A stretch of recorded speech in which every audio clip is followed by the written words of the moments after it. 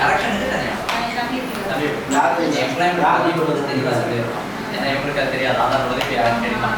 அப்போ சொல்லிட்டு இந்த மாதிரி ஆதாரம் நான் மாற்ற போகிறேன், எனக்கு மாற்றிட்டு உள்ள மாதிரி பேர்லாம் எழுதி கொடுத்தாரு. ரேஷன் கார்டுக்கு பிரச்சனை இல்லை, ஆதார் மாதிரி ரேஷன் கார்டு. நீங்கள் ஃபஸ்ட்டு எம்ப்ளாய்மெண்ட் பண்ணிக்கணும், அடுத்து வந்து ஆதார் அதுக்கடுத்து ரேஷன் கார்டு. எம்ப்ளாய்மெண்ட்டுக்கு ஆதார் நீங்களே விவரத்தை எல்லாமே கொண்டு வந்தீங்கன்னா இப்போ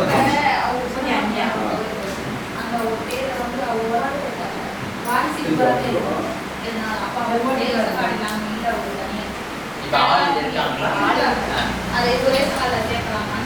சேர்க்கலாம். அதை அப்ரூவ் பண்ணுவாங்களான்னு தெரியல. அவங்க யாரும்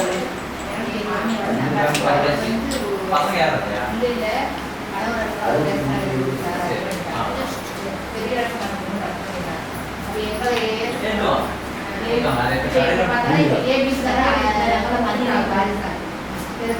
ஏன்